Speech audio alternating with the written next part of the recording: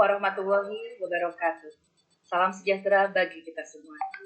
Kami ucapkan selamat datang kepada Bapak Ibu peserta Diklat Program Sekolah Penggerak, sesi pertama tentang profil pelajar Pancasila. Perkenalkan, nama saya Nunung Rahmawati sebagai moderator yang akan memandu Bapak Ibu selama 20 menit ke depan dalam pelatihan program Sekolah Penggerak sesi pertama. Yang terhormat, Ibu narasumber, Ibu Nina Herlina, serta yang kami hormati, Bapak Ibu peserta pelatihan program Sekolah Penggerak. Izinkanlah saya sebagai moderator membacakan acara-acara yang akan kita ikuti pada kesempatan hari ini. Yang pertama, pembukaan. Yang kedua, penyampaian materi. Ketiga, tanya jawab. Dan yang keempat, penutup.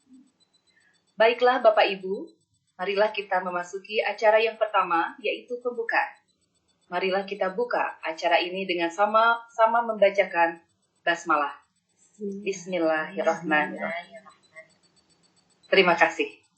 Untuk acara yang kedua, yaitu penyampaian materi tentang sesi pertama, yaitu tentang profil pelajar Pancasila, yang akan disampaikan langsung oleh yang terhormat Ibu narasumber kita. Kepada yang terhormat Ibu Nina Herlina, kami persilakan. Saya ucapkan terima kasih kepada Ibu Nunung yang sudah membantu membuka kegiatan di kampus siang hari ini.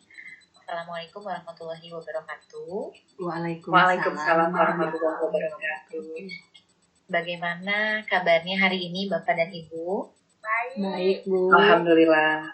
Alhamdulillah, semoga tetap semangat. Hari ini di kelas hari pertama kita dalam program Sekolah Penggerak. Saya ucapkan selamat kepada Bapak Ibu yang sudah terpilih menjadi sekolah penggerak. Ini adalah kepala sekolah yang hebat karena sudah terpilih dari sekian ribu orang.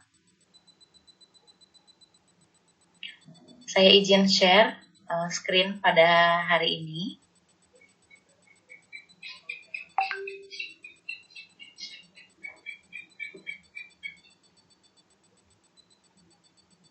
Apakah terlihat Bapak Ibu?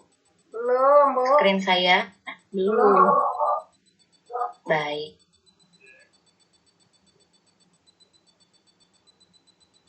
Sudah terlihat Bapak Ibu? Sudah, Bu. Sudah ada Bu Nina. Baik. Oke. Pada siang hari ini kita akan membuat kesepakatan bersama ketika ada pemateri yang menyampaikan, maka mohon peserta untuk memute suara di mikrofonnya. Lalu nanti ketika ada yang bertanya, mungkin Bapak Ibu yang lain mohon mendengar. Oke, baik. Assalamualaikum warahmatullahi wabarakatuh. Waalaikumsalam warahmatullahi wabarakatuh. Langsung saja ke pemaparan mengenai profil pelajar Pancasila yang pada kesempatan hari ini kita semua akan mendengarkan secara virtual. Mengenai profil pelajar Pancasila. Nah, mungkin sedikit pembahasan mengenai profil pelajar Pancasila. Ini memang salah satu ikon dari program Sekolah Penggerak, di mana profil pelajar Pancasila ini adalah salah satu yang nantinya goal setting dari Sekolah Penggerak yang mencerminkan karakter-karakter peserta didik. Apa saja itu? Mari kita bahas secara bersama. Nah, profil pelajar Pancasila ini memang sudah sesuai pada visi misi Kemendikbud. Ini tertuang pada Permendikbud yang terbaru yaitu nomor 22 tahun 2020 mengenai rencana strategis Kemendikbud di tahun 2020 sampai 2024. Nah, visi misi ini tentu salah satunya adalah dengan lahirnya profil pelajar Pancasila yang kita sering dengar akhir-akhir ini. Lalu selanjutnya, profil pelajar Pancasila ini adalah salah satu perwujudan pelajar Indonesia sebagai pelajar yang sepanjang hayat memiliki kompetensi global dan perilaku yang sesuai dengan nilai-nilai Pancasila. Tentu sepanjang hayat ini bukan berarti ketika peserta didik itu tuntas sekolah formal, maka kompetensi atau perilaku nilai-nilai Pancasila ini hilang. Justru sepanjang hayatnya nilai-nilai dan perilaku ini harus tetap tertanam dan diaplikasikan dalam kehidupan sehari-hari. Nah, apa saja profil pelajar Pancasila itu? Tentu profil pelajar Pancasila itu ada 6 dimensi. Nah, dimensinya adalah yang pertama, profil pelajar Pancasila itu adalah beriman, bertakwa kepada Tuhan Yang Maha Esa, lalu berakhlak mulia, kebinekaan global, bergotong royong, mandiri, bernalar kritis, dan kreatif. Selanjutnya, nah ini adalah contoh bagaimana keterkaitan antara keenam profil pelajar Pancasila atau karakter ini bersinergi sehingga nanti SDM unggul itu muncul dari keenam profil pelajar Pancasila ini selama sepanjang hayat.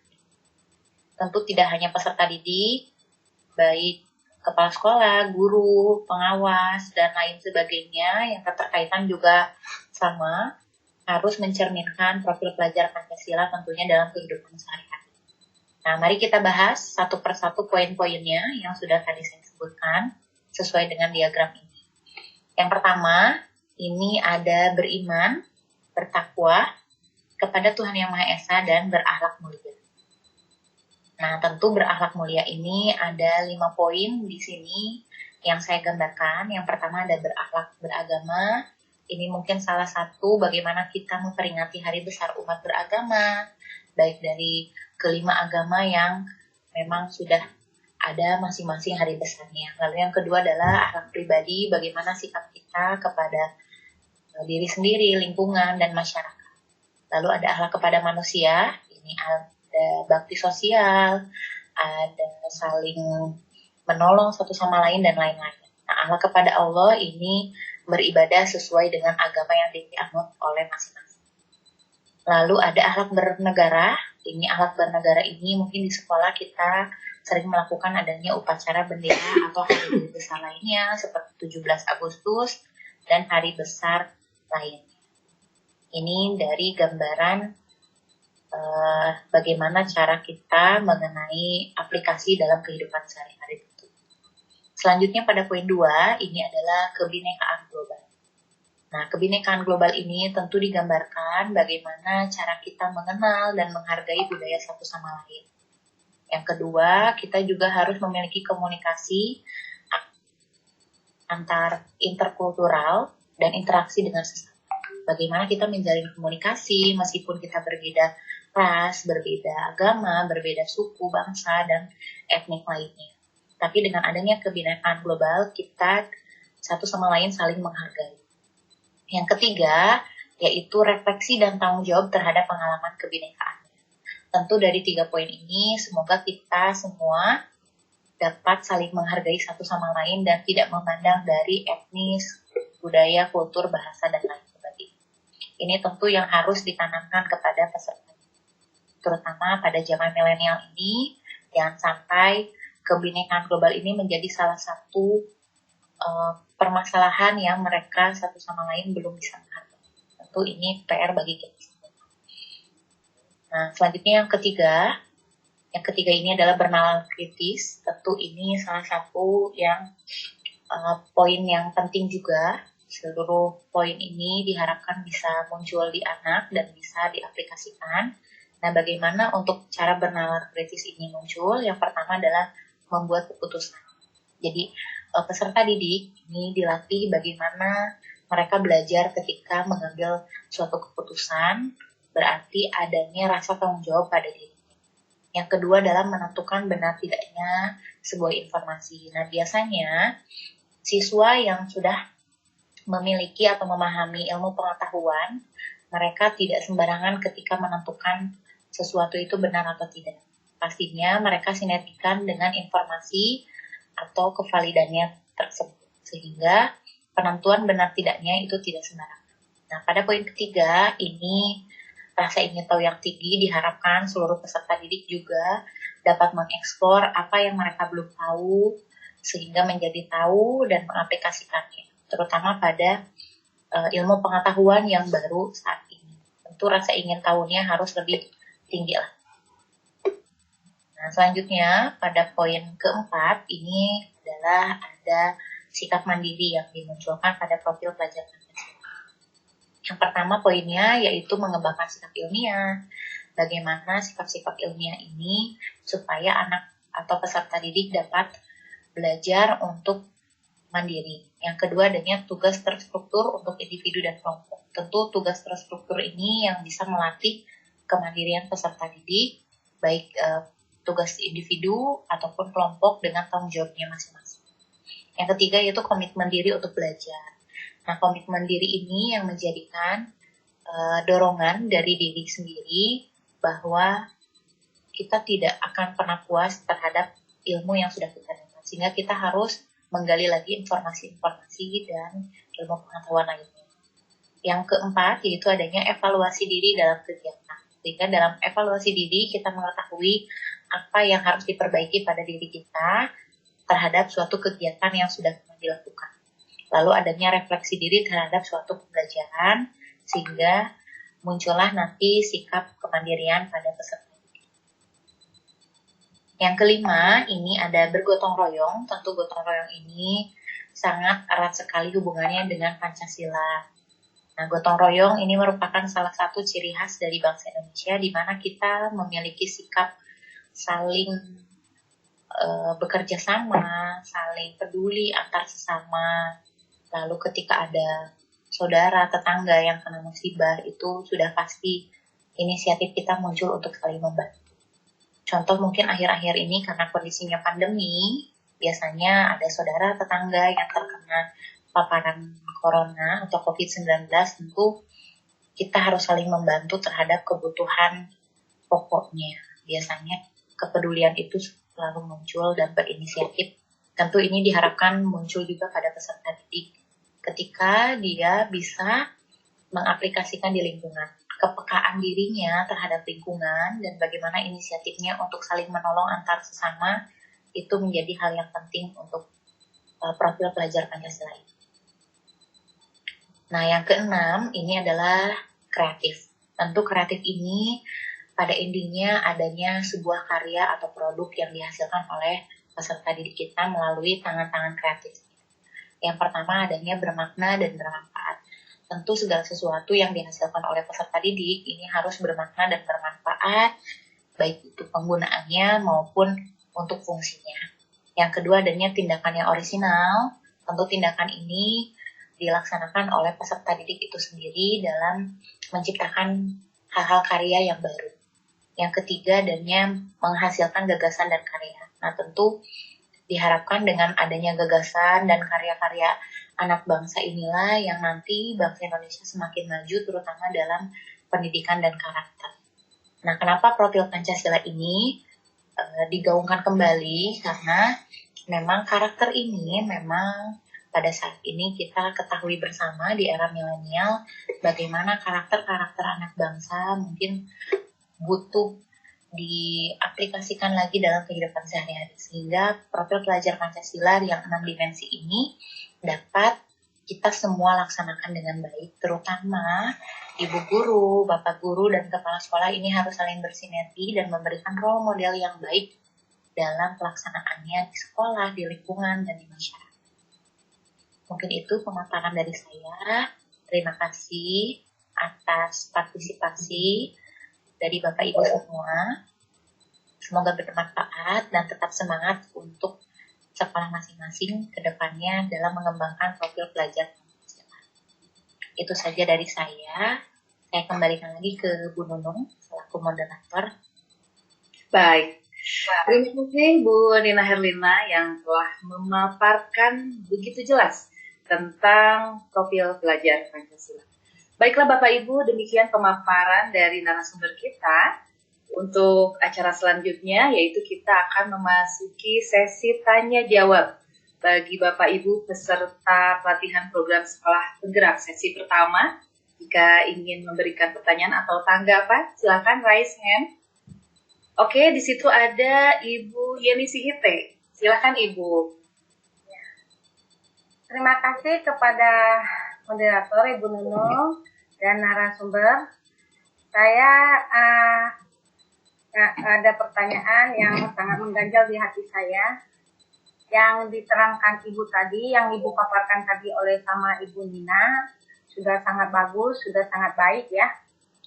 Tentang profil pelajar Pancasila, yang dimana ada 6 ciri utamanya, yaitu beriman, bertawakal kepada Tuhan Yang Maha Esa, berkebinekaan global, mandiri, bergotong royong, bernarsis, dan kreatif. Yang mengganjal di hati saya begini Bu Nina, kita kan terjun ke lapangan dan banyak sekali yang kita lihat, ya apalagi yang sekarang mereka mengerjakan tugas itu dibantu sekali sama orang tua, karena ini adalah PJJ daring ya, kita tidak tahu apakah dia mengerjakan sendiri atau tidak. Dari ke-6 itu ada kata-kata mandiri ya. Bagaimana cara menumbuhkan sikap mandiri pada peserta didik kita dengan PJJ daring ini? Seperti guru memberikan tugas, tapi anak-anak itu selalu dibantu dan kadang-kadang orang tua itu yang mengerjakan tugasnya.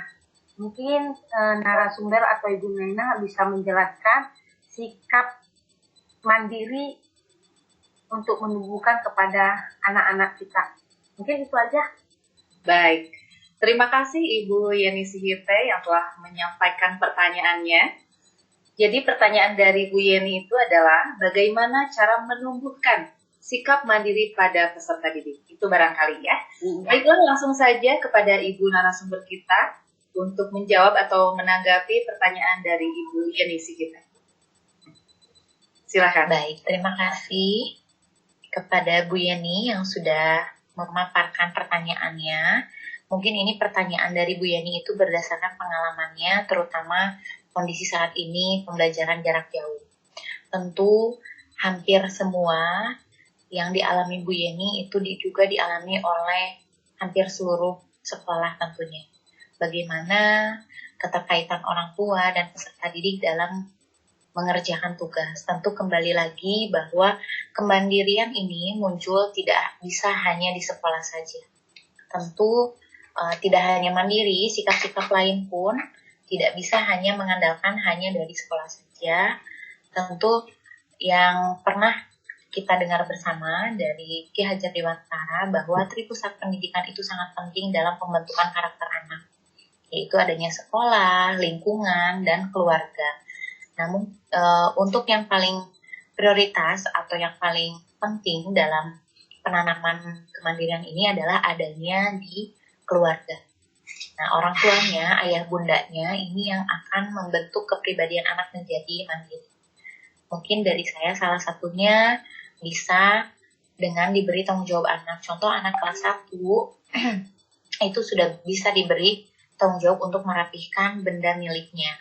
Lalu mulai dari pagi hari mereka bisa dilatih untuk merapihkan tempat tidurnya, apapun yang sudah digunakan oleh anak itu menjadi tanggung jawab untuk dirapihkan kembali. Itu salah satu kemandirian yang harus dicapai oleh anak.